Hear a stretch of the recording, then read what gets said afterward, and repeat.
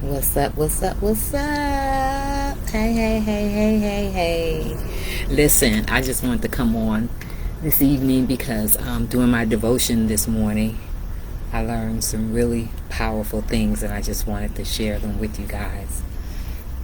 I didn't learn about gnats, but they are certainly out here tonight. Anyways, I was learning about the roar of a lion. Um, in the Bible it talks about being aware of the enemy, and it's like a roaring lion.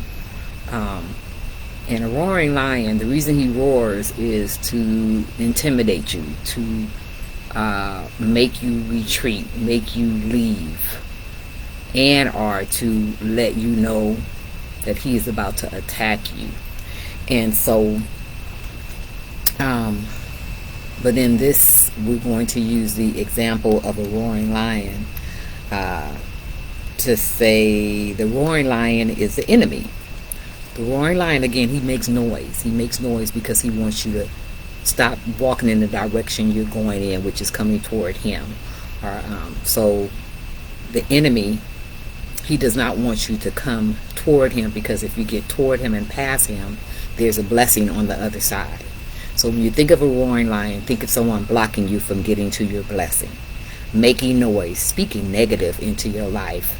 You got to learn to ignore the roar, because the enemy, he has a lot of bark, but he has no bite. Just like my neighbor next door, he has a Chihuahua named Tasia, and when I tell you that female dog, she just barks, barks, barks, barks, barks. But if you let her go, she'll just run around and she'll just play. She'll go pee or whatever she's got to do. Or if you walk toward her, she'll back up. So with us, when I read about the lion, you should not ever turn your back and run away from a lion. You should stand still and stare them down. Yeah, this sounds crazy, but this is what I learned. And the same thing with the enemy. When the enemy comes to begin to speak those negative things into you, or even in your mind, those doubts begin to seep in, you should not back down. You should not allow the doubt to make you retreat, to make you turn and run away. We as Christians, we have to continue to walk forward, especially when God has called us to do something and we begin to have doubt within ourselves, or either someone begins to speak negativity into us, so that we will decide not to move that way.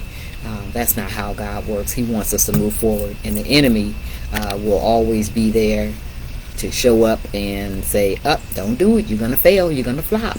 But how many of you know that God is able to get us through into our blessing as long as we follow his path? Stop worrying, stop doubting, stop thinking negative, stop being afraid, or being intimidated, and stop believing the lies. Stop believing the lies. If someone tell you something, and it's a lie, then why are you believing it? Why are you receiving it? Why are you accepting it? And most of all, stop having fear, because fear, your faith should be over your fear, but we allow our fear to take over our faith. So when we allow fear to keep us from moving forward, we end up moving backward, or maybe not even moving at all, just standing stagnant.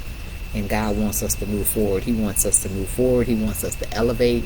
He wants us to accomplish what he's called us to do.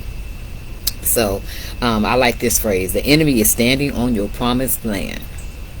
The enemy is standing on your promised land. So guess what? In order to get to the promised land, you've got to pass and defeat the enemy so that you can get to the promised land. Okay? Don't be like the Israelites who weren't able to get to the promised land because they were so negative. They were thinking doubt. They were thinking, we can't beat them people. We're not going to win. So we just going to stay right here. So guess what? They stayed there and they died. And their next generation of people were able to cross over to the promised land. So don't talk yourself out of have an opportunity to reach the promised land.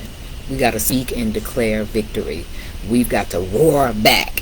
When the devil says we can't, we'll say, yes, I can, because Philippians 4:13 says that I can do all things through Christ who strengthens me. So we've got to roar back. You got to let the enemy know that he's a lie. He's going to be defeated, and you are going to receive your blessing, and your blessing is in that promised land by moving forward. So we've got to be strong and of good courage, and God will strengthen our life. He will. He'll strengthen our heart. So He'll get us there. Don't give life to the negativity. Negativity, the enemy, the roar is beating.